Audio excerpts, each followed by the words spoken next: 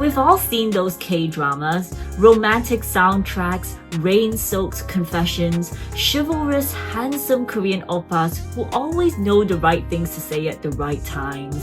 But what happens when you find out that all of that is just an illusion? You have cats? Cats. Really? Yes. I'm kind of like dog person more than cat. We have to eat something spicy. I'm not really good at like spicy thing. It's like I'm a party girl. You know, I'm not the person who really like into hang out. Oh.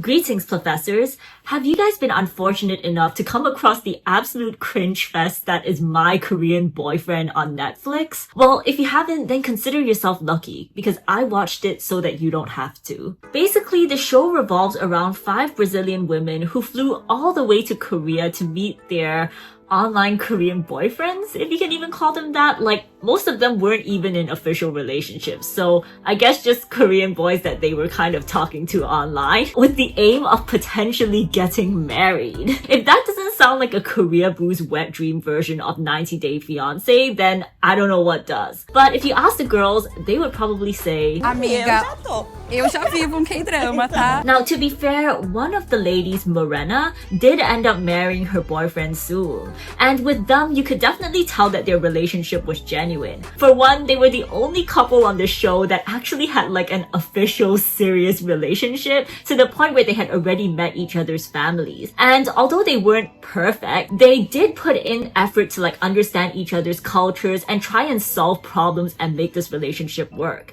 So yeah, it was really nice to see at least one of these couples work out. But with the other women, my god, were they simping hard for their very mediocre Korean oppas. The worst example of this had to be Luwani and her man Shiwon. Shiwon was this really shady guy with some sort of addiction to high-risk investment schemes, and throughout the show, he was always making empty promises that he would change, probably so that he could keep Luwani around, whilst also constantly borrowing money from her to fuel his addiction. And then after all of that, he even had the audacity to cheat on her with another foreigner. Like, the fact that there are multiple women lining up for this man, it's just insane. Like, the bar is truly in hell. Or is there even a bar at all? I don't even think so. And yes, in case you were wondering, she was still with him by the end of the show, but thankfully I think they've broken up since. Then there's my girl Mari. Oh, Mari. Picture this, right? She flew 30 hours from Brazil to Korea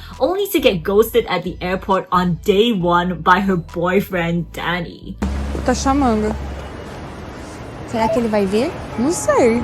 Honestly, I don't think Danny even considered her as much more than a friend, because by the end of the trip, she couldn't even get a kiss out of the guy. Oh, he recoiled! Honestly, there were just so many painful moments that made the show a truly hard watch. From the zero-effort dates, to the brutal language barriers, to the complete lack of chemistry. It was like these guys weren't even trying. And honestly, why would they? They had little in common with these women and barely even knew them. In fact, prior to the show, most of the couples hadn't even met in person. They had only spoken online for a couple of months. So from the guys' perspective, they probably saw these women as nothing more than a casual fling. The vibe I was getting from them was very much, these hot Brazilian women literally flew to my doorstep, so I guess I'll hang out with them for a few fun days. But for the women, they were taking this so seriously. They kept mentioning how they felt like they were in a romantic K-drama, and some of them really felt like they were potentially going to get married. And listen, I actually like these girls. They seem like really nice people. But to fly halfway across the world thinking you marry a guy who you only spoke to online for a couple of months, it's pretty delusional. And as a viewer, I can't help but feel like these women were viewing their relationships through rose-tinted glasses because the men were Korean.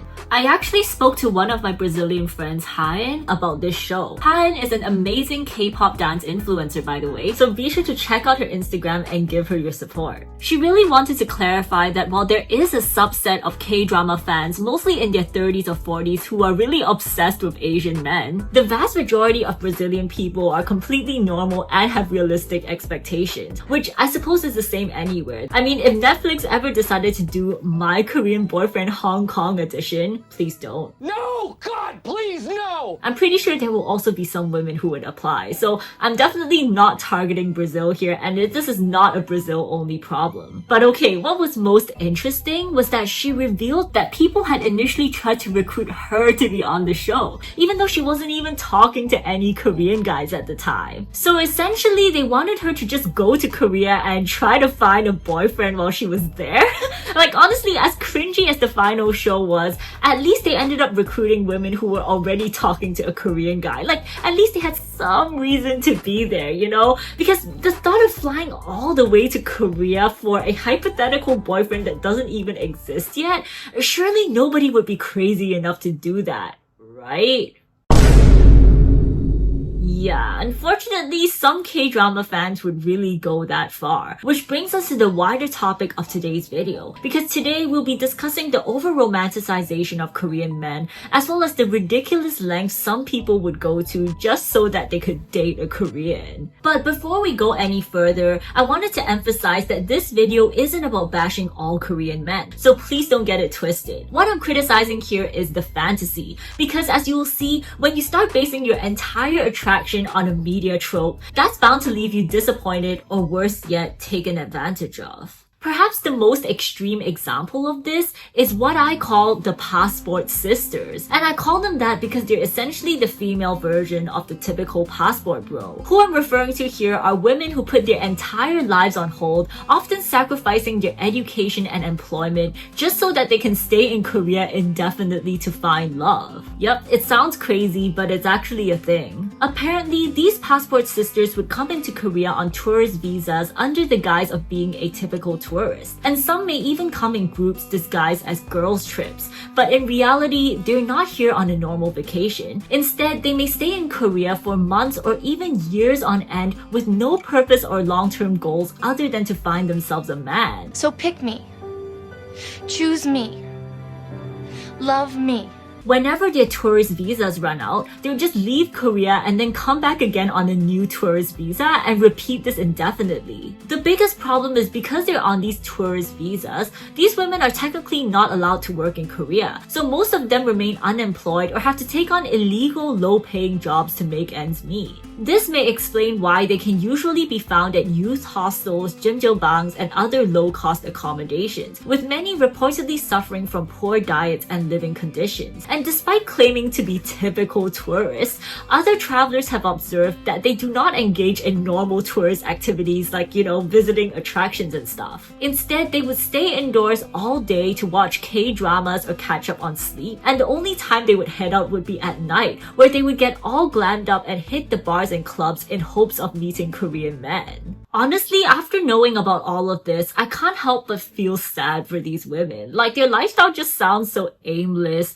unhealthy, and overall just tragic. And the thing is, they're also really isolated, especially since they don't work or engage with normal society. So the main solace for them appears to be these online forums, where they would of course discuss tips and tricks on how to meet Korean men. But this raises the obvious question. Why? Why go to these lengths for Korean men specifically? Well, the CNN actually interviewed these passport sisters, and as you may predict, their attraction for Korean men was based primarily on stereotypical K-drama tropes. For instance, Korean men were perceived by these women as being more sensitive, romantic, and polite, with many even citing K-drama male leads as examples of this. Meanwhile, other women stated that unlike in their home countries, they had not been jeered at or catcalled by Korean men. And this led them to believe that Korean men respected women more and that toxic masculinity was somehow less prevalent in Korea. Of course, this completely fails to take into account the fact that because of cultural differences, toxic masculinity in Korea may just manifest in different ways compared to their home countries. For instance, while it is true that jeering and catcalling may be less prevalent, studies show that the rates of violence against women in Korea is actually higher than the OECD average. It's just that these crimes tend to happen in more insidious ways, such as intimate partner violence or digital sex crimes like deepfakes and molkas.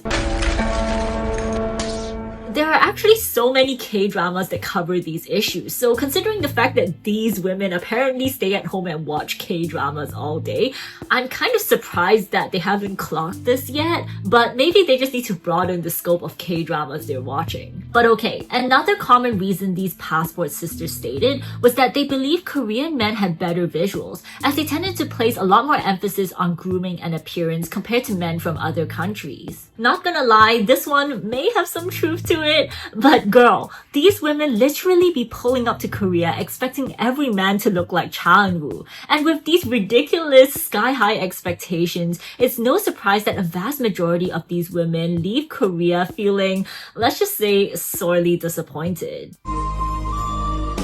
Okay, so she's a self-proclaimed passport sis.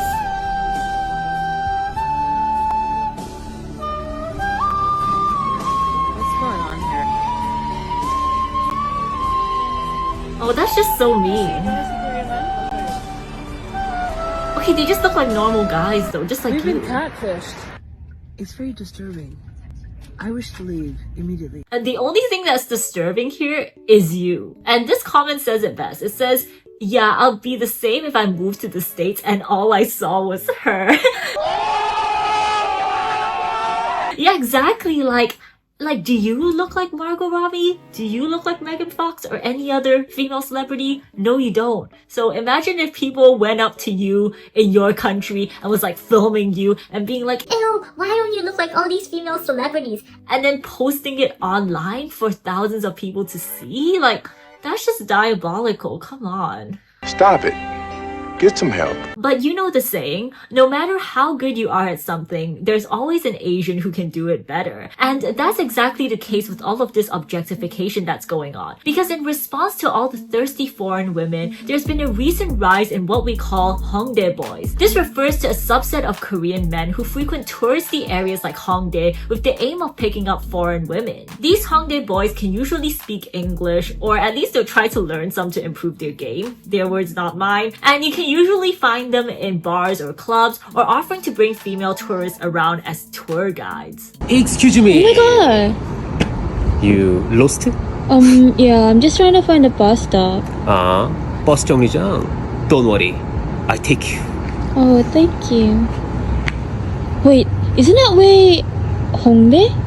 Only if you're open-minded. Of course, these guys aren't looking for anything serious, which I guess is perfectly fine if the woman is also just looking for a night of fun. But let's not kid ourselves. When it comes to those passport sisters we talked about earlier, they literally sacrifice months of their lives to be in Korea. And they're usually not looking for something casual. They're looking for a romantic happily ever after with their K-drama prince. But do these Hongdae boys care? No, they don't. All they're looking for is a quick one-night stand. And these desperate Korea boo women just end up being the easiest targets. Oh, but isn't that too harsh of an assumption? How do you know they're not just trying to be friendly? Well, one quick search on Korean forums like DC Inside will tell you all you need to know about these Hongdae boys and their motives. Okay, so here we have a forum where these guys are basically bragging about all the exotic foreign women they've gotten with.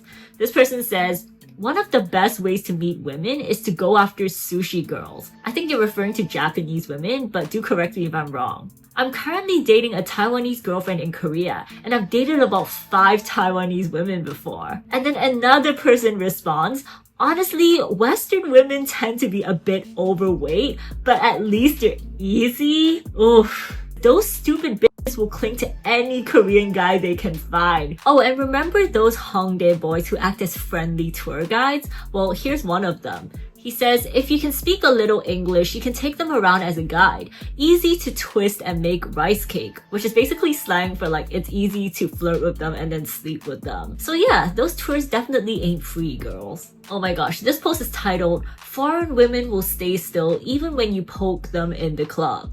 It reads, the blonde bitch. It was really dark, so I grabbed her arm and dragged her along. If you put your hand in their pants and touch them, they're already wet. But it's hard to take her out and sleep with her, so just enjoy it there. Honestly, I went into this expecting them to objectify women. As I said, the bar is in hell, but damn. Of course, not all Korean men are bad, right? A vast majority of them are actually decent people. And here, we even have a good Samaritan who's trying to warn foreigners about these types of Hongdae guys. It says, I'm not sure how many Western users visit this site, but there's an important message I want to share with foreign women. In my experience, most South Korean men, including myself, are sincere and respectable. However, there are some who have problematic behavior. From what I have observed, these men are usually in their late 30s to mid 40s. In particular, these men often target foreign women, such as those from Western countries, Thailand, or Ukraine. Some Korean men in their 40s hold the stereotype that foreign women will be submissive, and they sometimes express this preference explicitly in their posts. That's actually so weird because it's the opposite for like those passport bros who claim that Asian women are more submissive. Some women are also speaking about this too. Like they're also starting to realize that these Hongdae boy types treat them like shit. So this woman says, when a date would get rude or pushy with me, I used to ask if they would treat a Korean girl like that. It was often followed by, quote, I don't like Korean girls, their standards are too high, which showed me exactly what they thought about my standards. 100%. I'm so glad she's realizing this. I don't normally speak on things like this, but I would like to share my opinion on that new show, My Korean Boyfriend, as an immigrant woman living in Korea. I think this show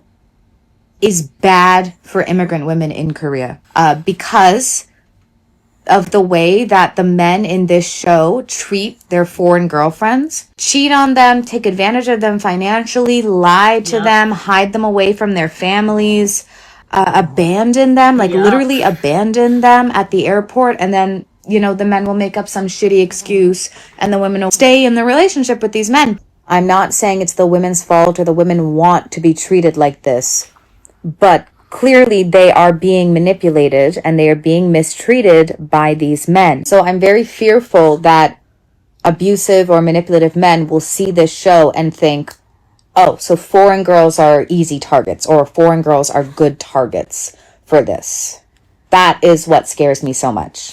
Okay, I definitely see where she's coming from, but at the same time, based on all of those forums we read earlier, it's clear that many of these abusive men already know this. Like, they already see foreign women as being easy and desperate. So the cat is kind of out of the bag. And at this point, I don't think keeping quiet is the answer. In fact, I'm kind of glad that My Korean Boyfriend aired because it showed people that not all Korean men are sunshine and rainbows. So we should use it as a platform to raise awareness about this issue, call this behavior out, and keep each other informed. Honestly, even I've witnessed this in my own personal life, and do let me know if you guys experienced this as well. But whenever I scroll on dating apps, there are always so many profiles where the only thing these guys have in their description is the fact that they're Korean. Like, that's their only selling point. And personally, it's definitely an ick for me, so I'll scroll past it. But considering how many of these profiles there are out there, I can only assume that it must be working on some girls, right?